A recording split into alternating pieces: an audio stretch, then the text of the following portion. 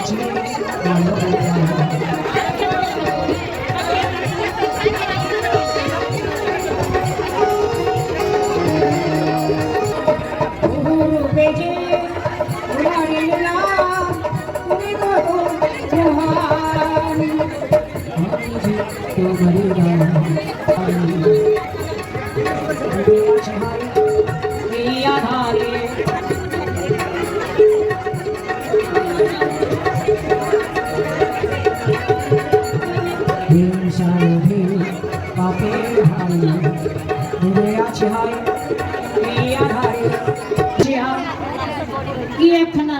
गाना बनाइছি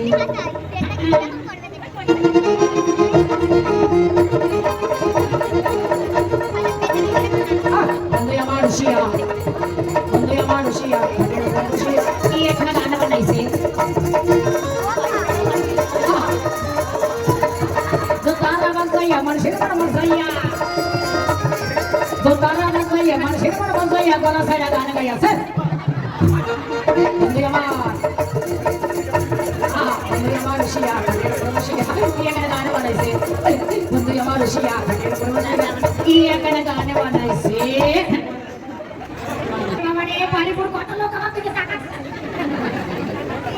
মনে করছে এই লোকটা কোথায় ছিল গো এমন সুন্দর লোক তো কোনোদিন দেখি নাই আমি নদিয়া থেকে এসেছি গো নদিয়া থেকে এসেছি শুধু আপনাদের দেখবো বলে আর বৃষ্টি নালে যে কত লোক হতো যাই হোক অনেক লোক এসছে আমার বয়সে বড় হ্যাঁ বলুন অমূল্য সরকার মূল্য খাওয়া দরকার না বলছি অমূল্য সরকার অমূল্য সরকার হ্যাঁ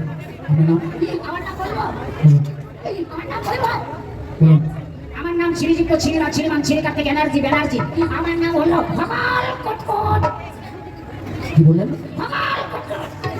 আপনার নাম যদি হগল কুটকুট হয় আপনার বাবার নাম সাবল কুটকুট আর কি আছে আমার ভাই আছে তার নাম বাবা কুটকুট আর আমি বিয়ে করেছি আমার বউ আছে কি নাম আমার বউয়ের নাম ঘুটি কুটকুট বাহ দারুণ মানে ফাটাফাটি দারুণ গান বললেন খুব ভালো লাগলো আপনি বলতে পারেন এই যে এত বড় আসর এই আসর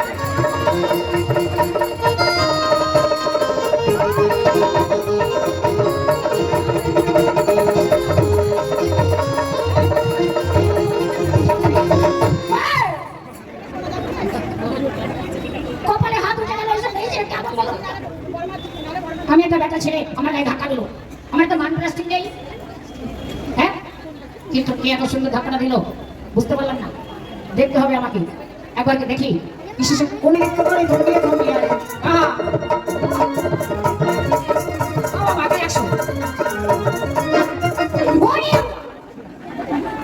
ওই জন্য ধাক্কাটা ভিটামিন লাগলো মেয়ে ছেলে ধাক্কায় ভিটামিন থাকে রে বাবা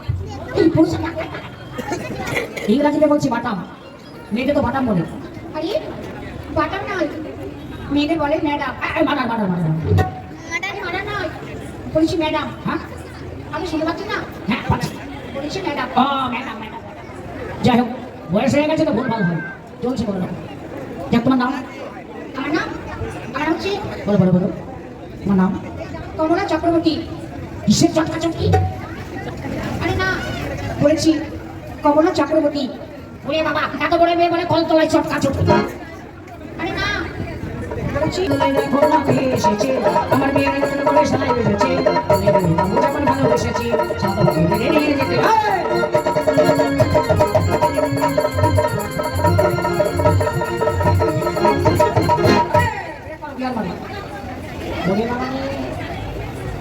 এটাও তো দেখতে ভালো রে বাবা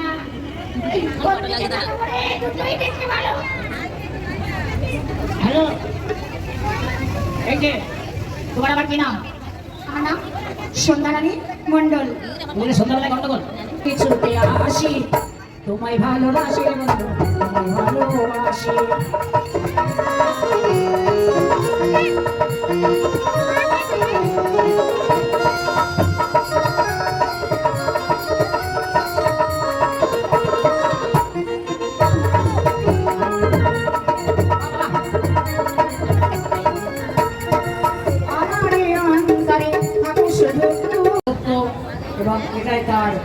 মন্তব্য। সে কি? তাহলে সে তো আমাদের শত্রু মহারাজ। তাকে এতদিন কেন আমাদের রাজপ্রাসাদে রেখেছেন? সে আমাদের বড় শত্রু। কে বলেছো? কে বলেছো তুমি? যেদিন থেকে তার স্বামী রণধীর সিংকে হত্যা করে এই দুর্লভ সিংহাসনে বসে সেই দিন আমাদের কাছে দাসের মতো থাকে, কিন্তু মাঝে মাঝে তার চোখ দিয়ে নিচের আগুন শিখতে বার হয়। তার বড় চিন্তার বিষয় মহারাজ। মা প্রণময়ী মা, তুমি আমাদের একমাত্র ভরসা। তুমি আমাদের রক্ষা করো মা, আমার স্বামীকে রক্ষা করো শত্রু হাত থেকে।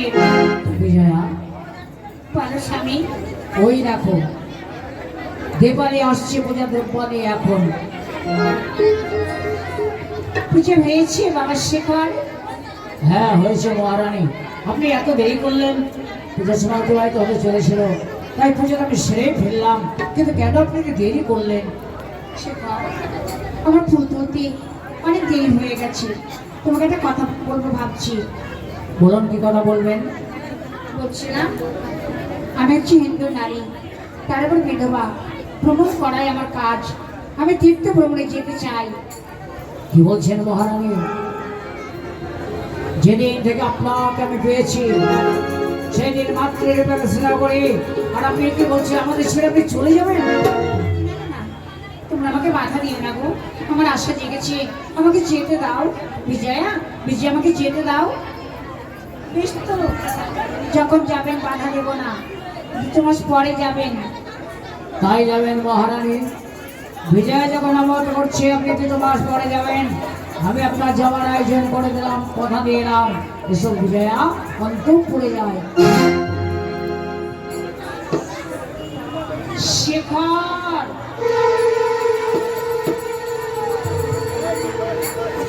তুমি মনে মনে ভেবেছ এমনি করে দোলা করে সিংহাসনে বসে রাজত্ব পরিচালনা করবে? বিজয় গর্ভবতী হয়েছে, তার সন্তান হবে রাজা। না, আমি কিছুতেই হতে দেব না। শেখর, শেখর রাজা, তুমি একদিন আমার স্বামীকে হত্যা করেছিলে, আমাদের রাজ্য করে নিয়েছো, আমাকে বিধবা সাজিয়েছো, আমাকে চির কাঙালিনী সাজিয়েছো। আমিও তোমার শোকের সামনে ভেঙে চুরমার করে দেবো।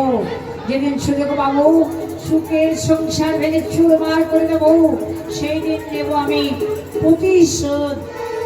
হয়েছে মহারানী? হ্যাঁ হয়েছে, কিন্তু এত দেরি করলে আমার কথার কি করেছি বলো তো? যেটা বলেছিলাম ওটা বাদে না, সবটাই তো করেছি। সবটাই করেছো। তুমি গেলে কই? আমরা তোমাকে যেতে। এই চিঠি নিয়ে আমি আবার কি করবো গো? এই চিঠিখানা আমার দাদার কাছে পৌঁছাতে পারবি? হ্যাঁ তো বল, কেন পারবো না, নিশ্চয়।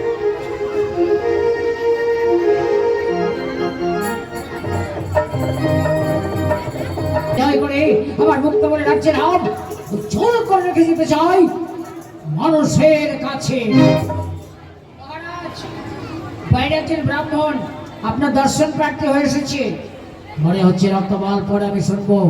মনে একটা আশা করেছি আমি, তাকে জানো? বলুন, কি আশা করেছেন?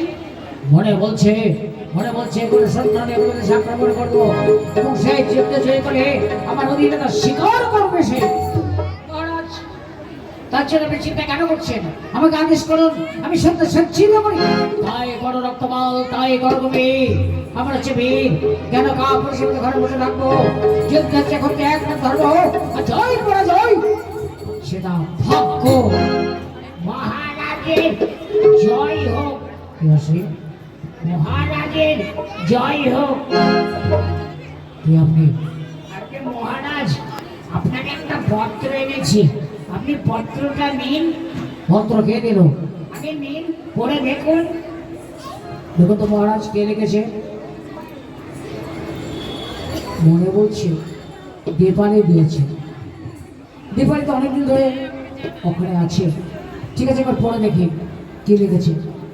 দাদা, সর্বপ্রথম তুমি আমার প্রণাম নিও। আশা করি ঠাকুরের কৃপায় কুশলে আছো। কষ্ট আছে দাদা। দাদা তুমি না দেখলে বুঝতে পারবে না দাদা, শেখর আমাকে বন্দি করে মানসিক অত্যাচার করছে। তুমি যে সত্যিকারে আমার দাদা হয়ে থাকো তাহলে রক্ষা করো এই শত্রু হাত থেকে। তিনি তোমার বোন দেবালি। শেখরের এত বড় স্পর্ধা, এত বড় স্পর্ধা। আমার ভক্তি ওখানে আছে, অনেক দিন ধরে আছে, অমানসিক অত্যাচার করছে। না না না, কিছুতে আমি সহ্য করবো না। রক্তবাল, রক্তবাল, তুমি এখন স্বর্ণ সজ্জিত করো। ওই শেখরকে আমরা উচিত শিক্ষা দেবো। হ্যাঁ শোনো, যাবার সময় একটা মালা এবং তরবারি নিয়ে যাবে। শেখরকে বলবে যেটা খুশি গ্রহণ করতে পারে। যদি মালা গ্রহণ করে তাহলে দেবারি রানীকে সিংহাসনে বসাতে হবে। যদি তরবারি গ্রহণ করে যুদ্ধের জন্য প্রস্তুত হতে হবে। তুমি যাও, আমি পরে আসছি। যথাবেশ। ওরে বাবা রে, যেন গরম তেলে জলে ফেলে দাও রে বাবা, ছাপ করে দিল। আর কোনো সম্পদ আছে ব্রাহ্মণ এনেছো? না না মহারাজ, আপনার সঙ্গে গোপন একটা কথা আছে, কিন্তু আমার পেটের কি হবে? ব্রাহ্মণ এসো, তুমি কত খাবে? কানায় কানায় খাবার দেবো, তুমি এসো। এমন স্বপ্ন তো আমি জানি না, কোনটা কেন এমন করছে আমি তাও জানি না। আসি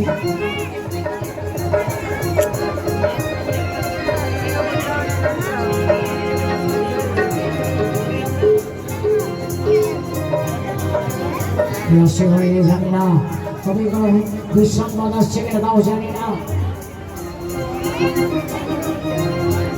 মহারাজ, মুক্তবাড়ি রাজা সন্দেশ সিংহ আপনার জন্য একটা মালা তরবারি পাঠিয়েছে, দেখুন আমার হাতে। আপনি যেটা খুশি গ্রহণ করতে পারেন। তাই তো, কোনটার কি অর্থ কে জানে? মহারাজ, যদি মালা গ্রহণ করেন সসম্মানে দলের উপরে সিংহাসন দিবালের নাকি ছেড়ে দিতে হবে। আর যদি তরবারি গ্রহণ করেন যুদ্ধের জন্য প্রস্তুত হতে হবে। বলুন আপনি কোনটা নেবেন, মালা না তরবারি? মা, এই কোন পরীক্ষায় ফেললে মা? এই কোন পরীক্ষায় ফেললে? যদি মালা গ্রহণ করি সিংহাসন দিবালের নাকি ছেড়ে দিতে হবে। না না না না না না, আমার দেহে এক বিন্দু রক্ত থাকতে আমি কিছুতে সিংহাসন ছেড়ে দেবো না। মা মা, তুমি আমাকে আশীর্বাদ করো মা। তোমার নাম করে এই তরবারি আমি গ্রহণ করলাম। তরবারি আমি গ্রহণ করেছেন। যুদ্ধের জন্য প্রস্তুত? হ্যাঁ সঞ্জয় সিংহ, আমি যুদ্ধের জন্য প্রস্তুত। আসুন তাহলে নাকি কার মহতে কত শক্তি।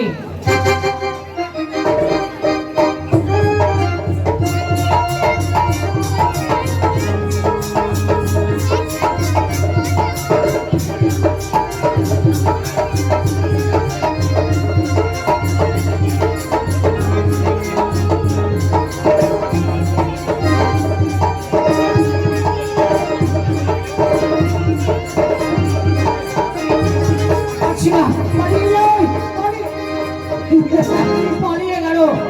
আমি পালিয়ে যাব না, কিছুতেই আমি পালিয়ে যাব না। এসো দেখি তোমার কত শক্তি বা হবে, আমি দেখতে চাই।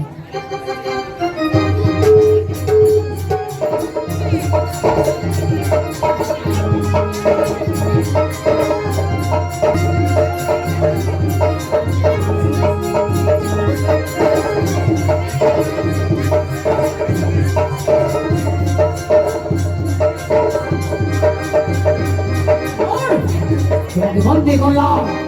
জয় সিংহ, কে আছিস? আমি আছি বাবা। কি আপনি অসময় কেন এসেছেন? আপনাকে তো ডাকেনি আমি। শেখর, এক কাজ কর, তুমি আমার দাদাকে মুক্তি করে দাও। এ আপনি কি বলছেন? এ আপনি কি বলছেন? আজ যে আমার এত বড় শত্রু আমার সঙ্গে যুদ্ধ করেছিল তাকে আমি মুক্তি করে দেবো? এটা আমার অনুরোধ, অনেকদিন তোমার কাছে আছি, তোমাকে পুত্রের মতো ভালোবাসি, এর বেশি কিছু আমার বলার নেই। তুমি তুমি মুক্তি করে দাও। বাহ, ঠিক আছে, আমি আপনার কথা মতো আমি সঞ্জয় সিংহকে মুক্তি করে দিলাম। একটা কথা শুনে রাখো, এমনি করে কোনোদিন আমার রাজ্যে আক্রমণ করতে আসবে না, কথাটা জানো মনে থাকে।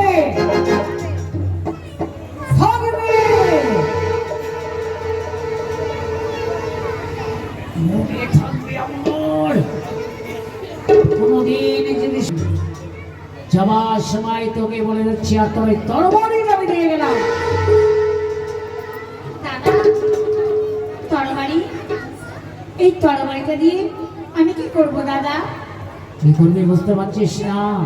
তবে শোন, এই তরবারিটা দিয়ে যেদিন সে করে ধর থেকে মাথাটাকে এক কোপে নামিয়ে দিতে পারবি, সেই দিনে বুঝবো তুই আমার ভগ্নে।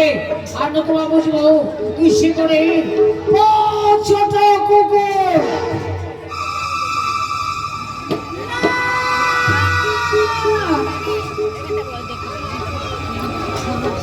শিকড়, আমি তোমাকে ছাড়বো না।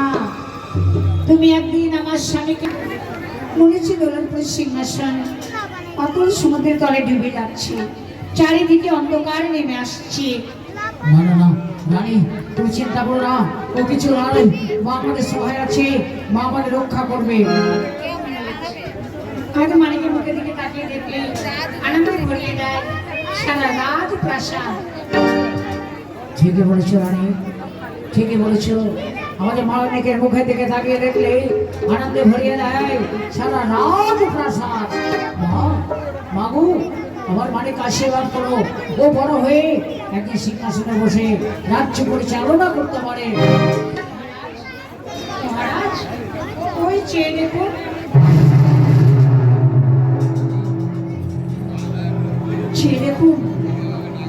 সারা আকাশটা কালা মেঘে ঘনে ঘনে আসছে। মনে হচ্ছে রাজ্যটাকে গ্রাস করতে চাইছি। চারিদিকে অন্ধকার হয়ে এলো কেন আমি কিছু বুঝতে পারছি না মহারাজ। তাই তো, কি আমি তো ভাবতে পারছি না, চারদিকে কেন অন্ধকার হয়ে আসছে।